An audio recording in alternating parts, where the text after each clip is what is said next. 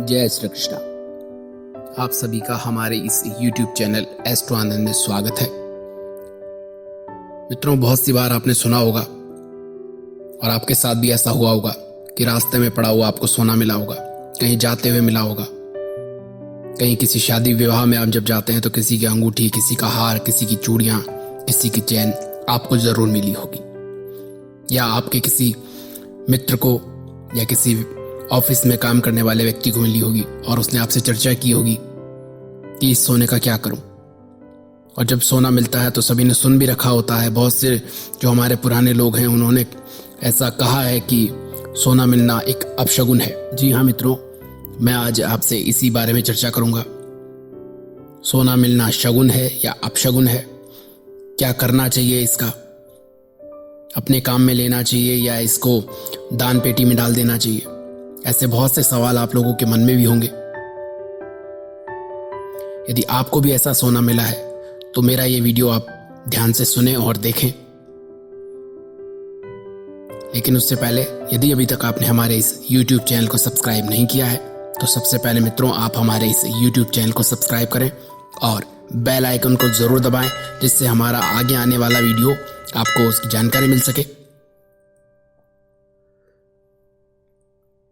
मेरे पास बहुत से ऐसे लोगों के ईमेल्स आते हैं जो मुझसे अक्सर पूछते हैं कि पंडित जी, हमको सोना मिला है, आप बताएं इसका क्या करें, बहुत चिंता हो रही है। जब से ये मिला है घर में अपशगुन हो रहे हैं, कभी छिपकली गिरती है, कभी दूध फट रहा है, कभी एक्सीडेंट हो रहा है, कभी तरह तरह की आवाज़ें सुनाई दे रही हैं, कभी ऐसे सपने आ रहे हैं जो हमको कभी आए ही नहीं। पुराने जो हमारे पूर्वज हैं वो हमको दिखाई देते हैं। ऐसे अनेकों अनेक अपशगुन से भरे सपने हमको दिखाई देते हैं। डर लगा रहता है। जब से मिला है तब से मन में एक चिंता रहती है कि अब क्या होगा, कुछ बुरा नहीं हो जाए। संतान को लेकर के चिंता होती है, पति को लेकर के चिंता होती है, पिता को लेकर के चिंता होती है। तो यदि आपके साथ भी ऐसा हुआ है और आपको भी सोना है, यदि रास्ते में कहीं मिला है, किसी शादी विवाह में कहीं मिला है आपको, जब भी आपको सोना मिला है और यदि भूलवश वो आपके पास अभी भी है और आपने उसका कुछ भी नहीं किया है तो ये एक अच्छी बात है।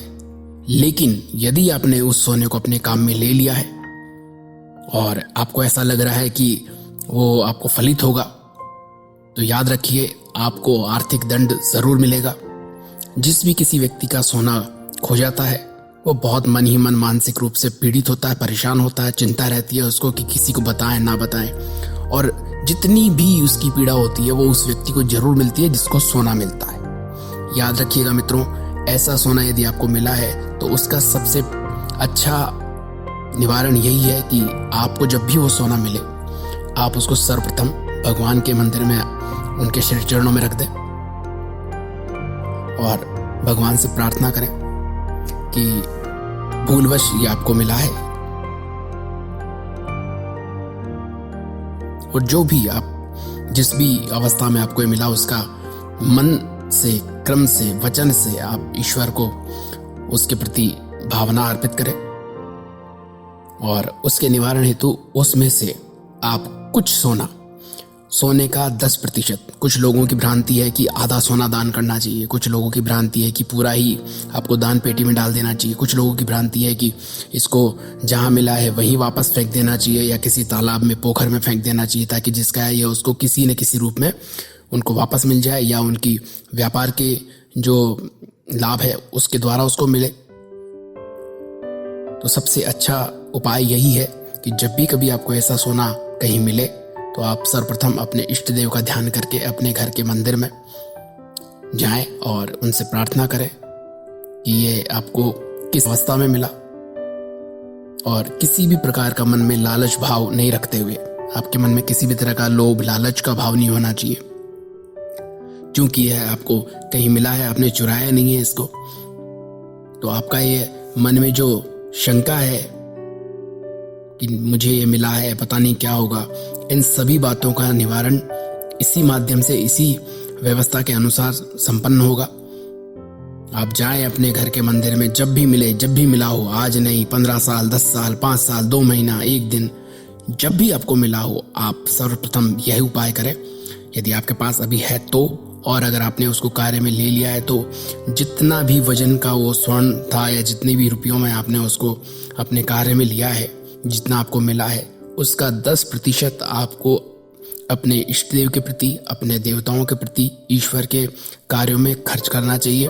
तत्पश्चात ही उसको कार्य में लेना चाहिए। और यदि आपने लिया है तो आज और अभी इसका निवारण करें, अन्यथा भविष्य में आपको भगवान सूर्य से मिलने वाले दंड अवश्य मिलेंगे और उनका निवारण नहीं होगा। हो सकता है आपको आर्थिक दंड मिले, हो सकता है सरकारी किसी कार्य में आपको बाधा पहुंचाने हेतु आपको राजदंड मिले, लेकिन मिलेगा अवश्य, वो आपको भी मिलेगा। हो सकता है आपको आदि व्याधि बहुत आए, बीमार हो। ऐसा पैसा बहुत पीड़ा देता है, व्यक्ति को बहुत लंबे समय तक बीमारी देता है, संतान की भी परेशानी बहुत होती है। तो इस प्रकार से आप इस स्वर्ण का निवारण करें। यह बहुत ही अपशगुन है, क्योंकि जो व्यक्ति सोना खोता है, जिसका वो मन ही मन बहुत पीड़ित होता है और उसकी भावनाएं हमको जरूर मिलती हैं, क्योंकि वो उस सोने के साथ में जुड़ी हुई हैं। तो मित्रों, इस तरह से आप इसका निवारण करें। सोना मिलना और खोना दोनों ही अपशगुन है।